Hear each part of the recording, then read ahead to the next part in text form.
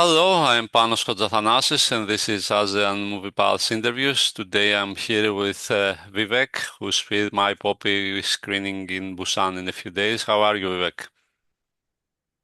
I'm well. I'm looking forward to being in Busan very soon. Thank you Okay, for asking. How are you?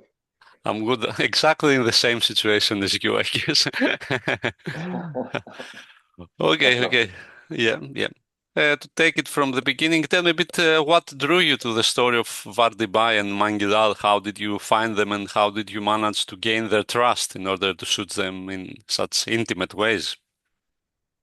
So I was interested in the opium story for quite some time. Hmm.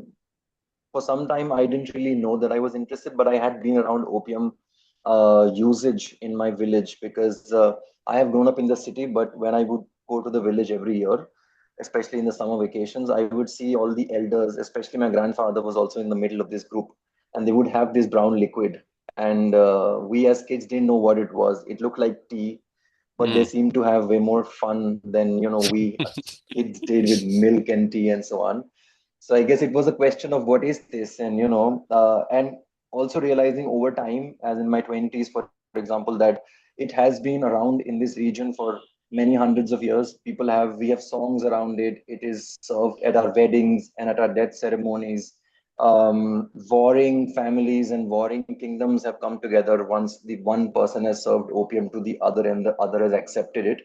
So I guess I realized that opium seems to be a very important part of daily life, cultural living, recreation, also addiction. So it was a complex subject, not as easy as, sometimes you think of it as addiction only, but it was way more than that. And I think that drew me into the idea of the poppy plant and opium. So I started researching in 2017, and initially I had three or four different farming families in mind, and I only wanted to follow one.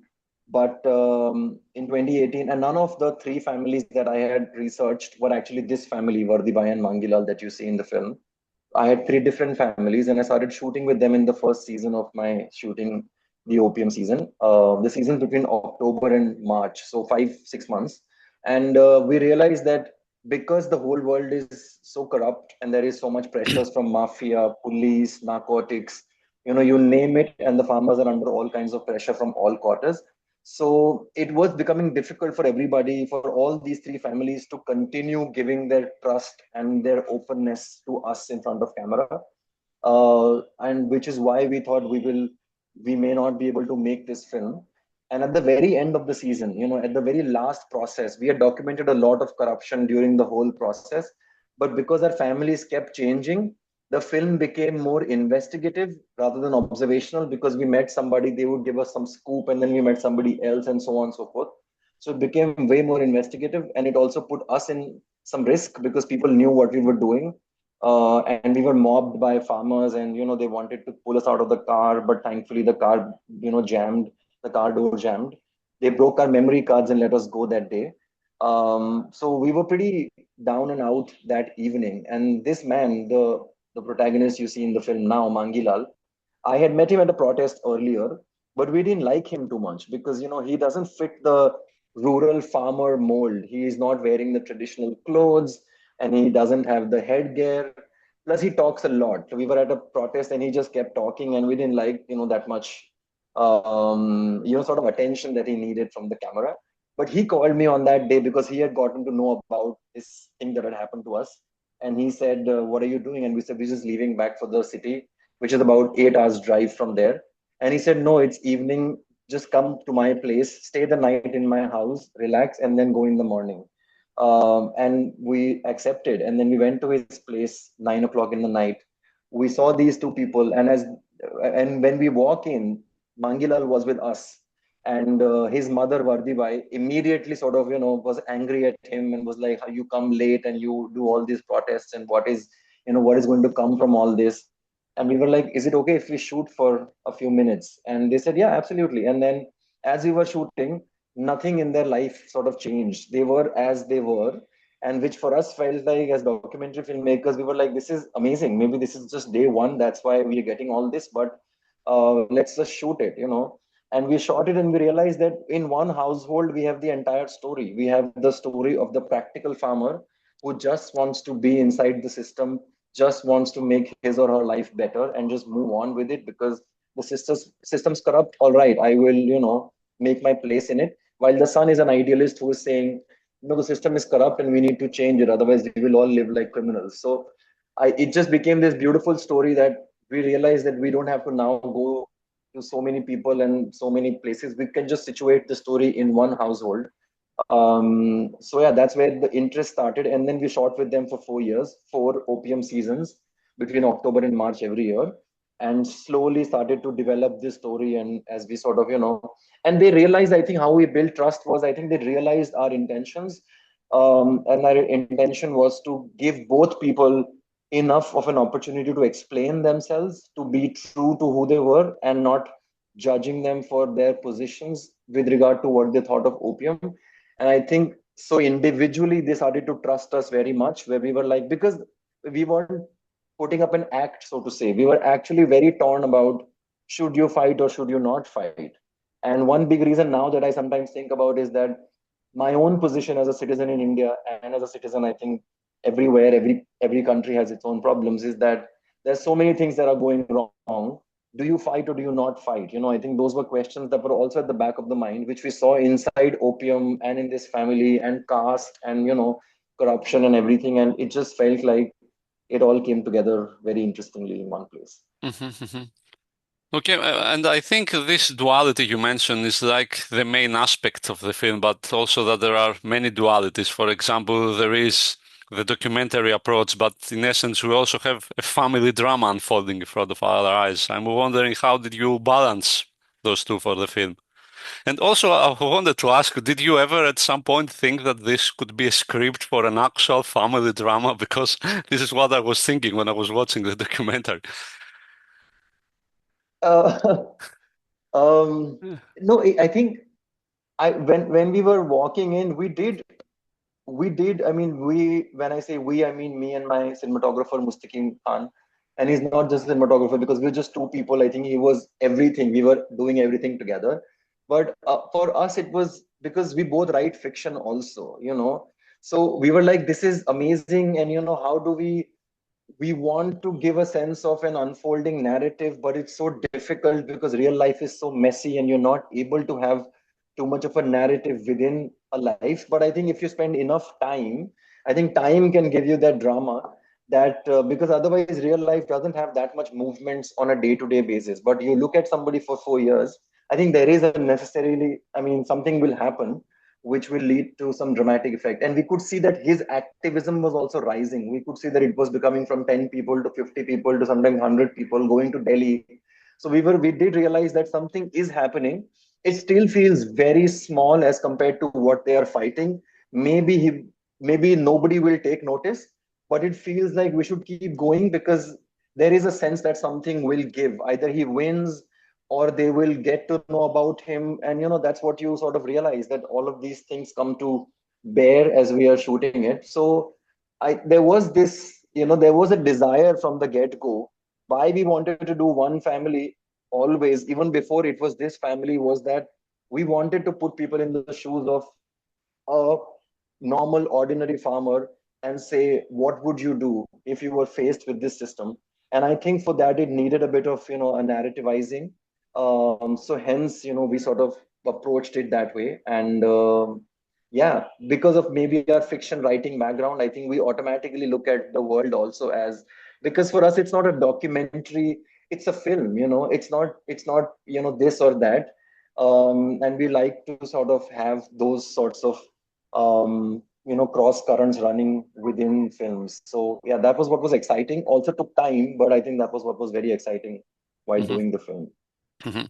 Another duality appears in the poppy farming aspect because it's on the one hand, it's an economic lifeline, but on the other hand, it's kind of a trap for this community. They can't escape doing that. So I was wondering, what is your opinion on the whole concept? Yeah, I think that's the thing. For us, poppy farming, as we've seen it, is like this mirage that you see in a distance, which seems very alluring, which invites you in, which is also like the drug when people ingest it.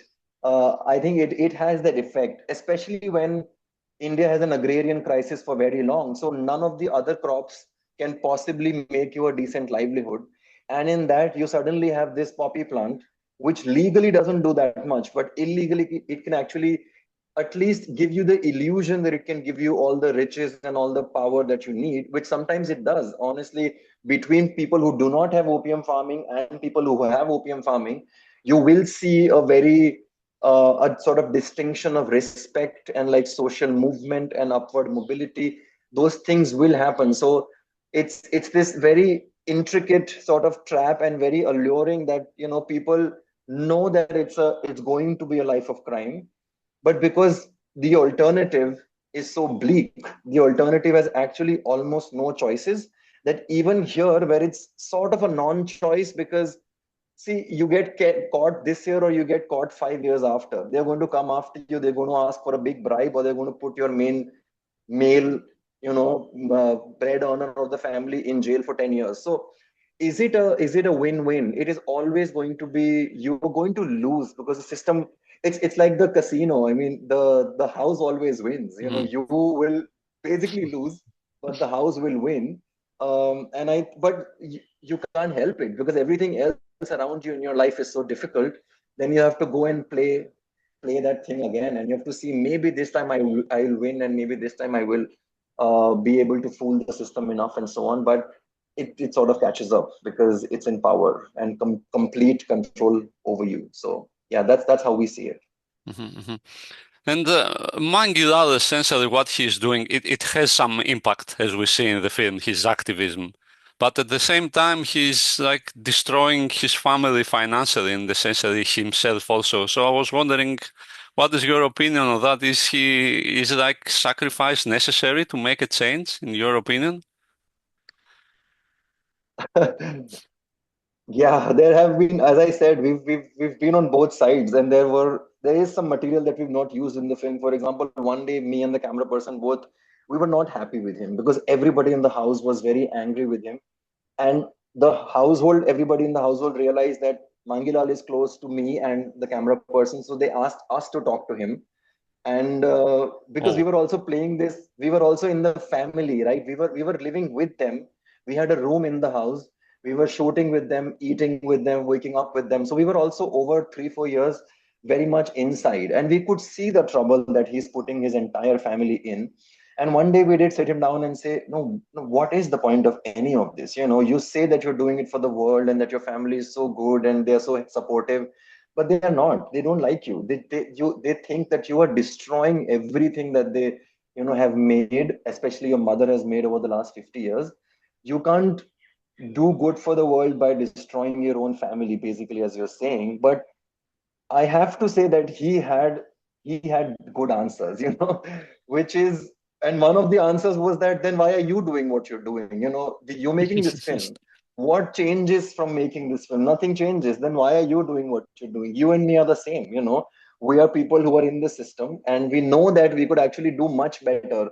You could go do a job, a business, and I could just focus on my school and everything else and so on.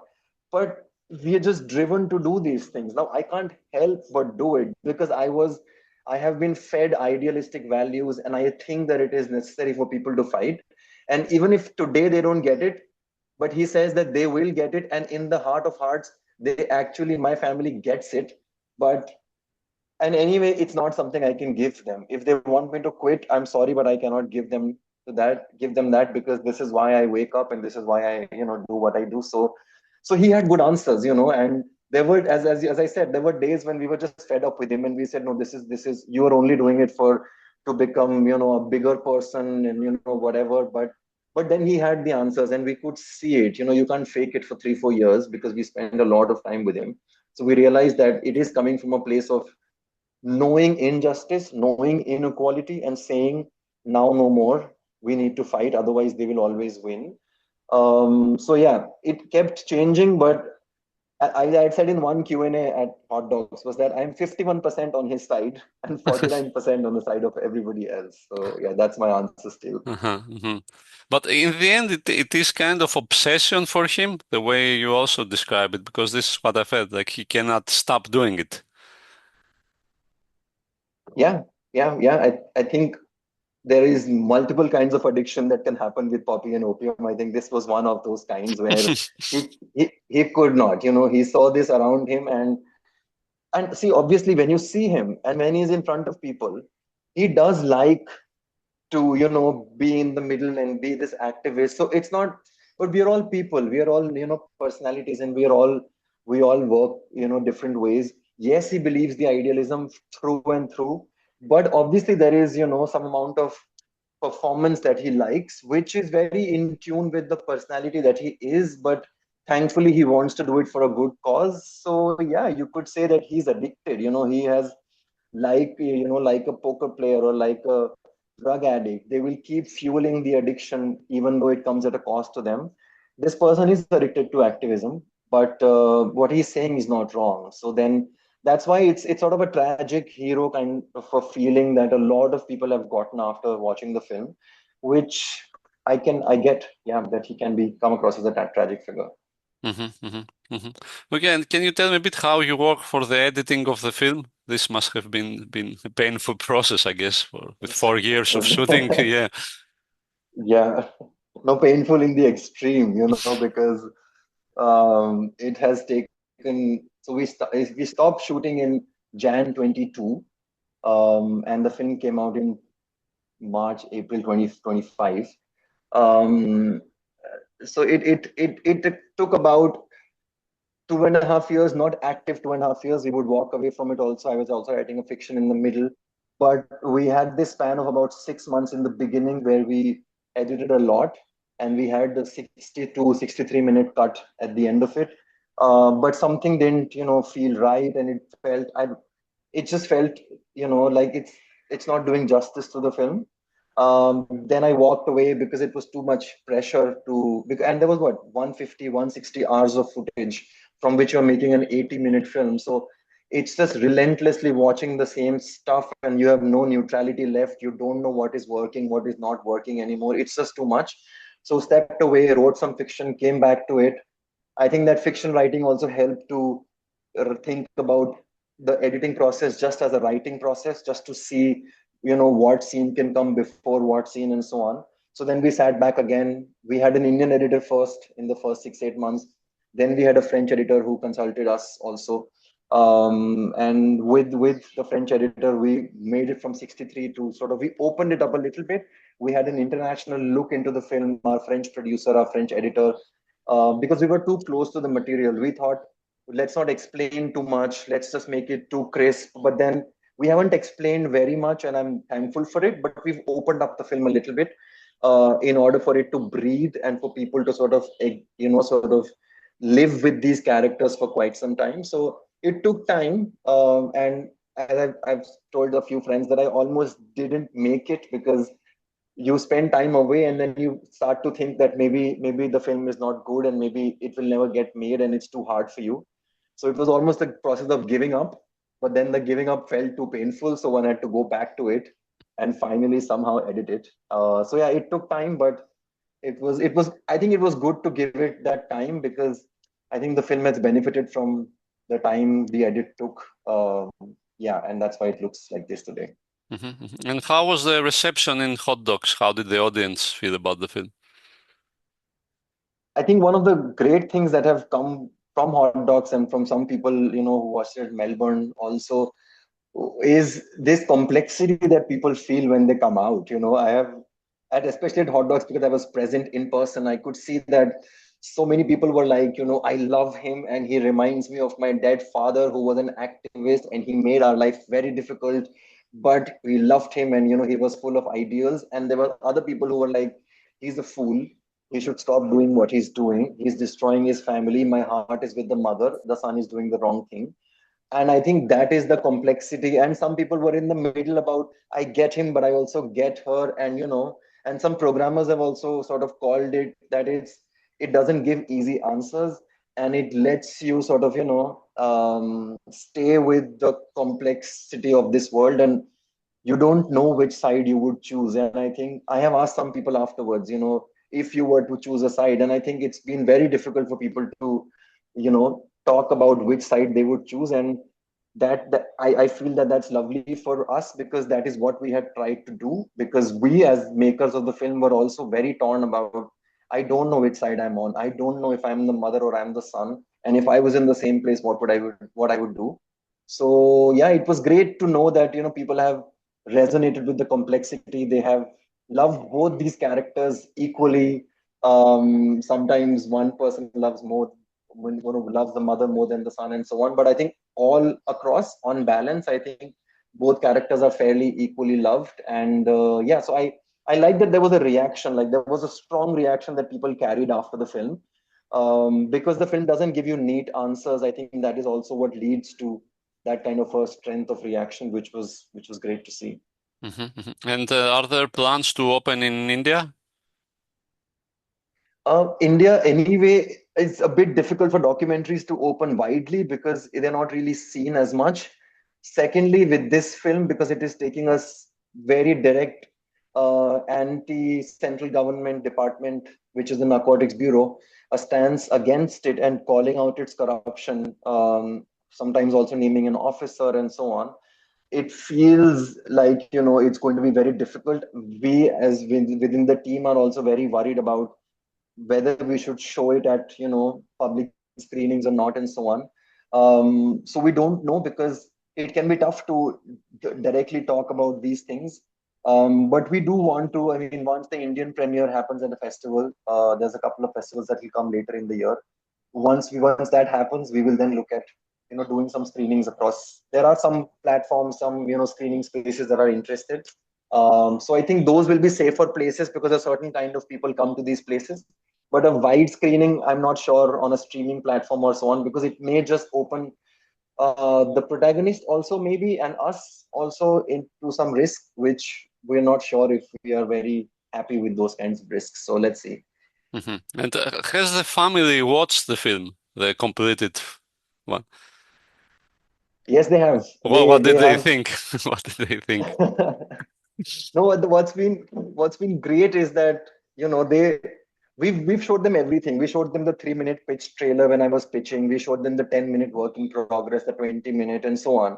We've showed them quite a few cuts, and I think that really helped with making the film also because they very quickly realized what the film was. And once they realized that, they were okay that when they were fighting, they were okay for us to bring out the camera because they were like, oh, this is important. This is a good scene. The film needs this scene. We may be fighting, it may be very difficult, people shouldn't watch it, but I think the film needs it. So it was great to be open with them so that they knew that some of this fighting and some of this family conflict is nothing but a family going through a difficult time right now. And it's not about today, for example, they are very, very closer together now. I see that the conflict has very sort of dissipated, and the family is in slightly better financial conditions today. So I think that was great, and they have watched the film, and I had shown it to them around hot dogs, and I love that they could finish their own sentences, because they've lived a life, right? So they were finishing their own sentences. They were laughing. There was, I have a couple of pictures of them sitting very close together, watching themselves on the screen. And this is the first film that the mother has actually ever seen. She has never seen a film. Wow. And this is the first film she's seeing, and she's in the film. So it has been quite fascinating to show them the film. And just an anecdote, when we had showed them a 10-minute, there was a huge fight scene in the 10-minute, and the mother was a little unsure about, my family is looking like it's a bad family, and and I said, it's okay, if you don't want to put it, we'll take it out. But the son then told her that, no, you have to let real life be represented in a real way. And we should not, you don't cut the scene. I will talk to her, and you please keep the scene inside, because I think it's important to tell how she's angry at me because I'm not, behaving well. So you keep it. So I think that tells, uh, that's just a little bit of how they have actually looked at the film. Even after the film was made, they see everything that has happened, but they are very open and vulnerable and very okay for things to be represented in certain ways, because they can see that the overarching idea of the film is also love for each other, and not just conflict. It is love for each other, for Poppy, their life and their family. So it's been great to show it to them, work with them over these years. Okay. Okay. And the last question, I guess, so what are you working on after this? You mentioned some fiction. We have written we me and my camera person who's also my co-writer, we have written a actually an 8-part fictional series set in the opium world, because we know the opium world very well now, and this documentary could only have one little story of these people, which is a beautiful story, but it was one story within a household. But we know so much more about this world now, and so many other characters which we couldn't put in this film. So because we had this bank of ideas, we've put that into an 8-episode series, which we are showing to people in India.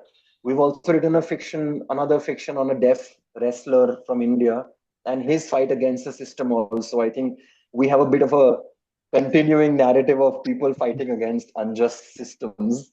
Then there are a couple of other documentary ideas that, I am still very early sort of thinking about, but not trying to jump into the next thing right away. But there are some ideas that, are brewing right now. Maybe at some point you could cast Mangilal for a role. I think he would be a great actor.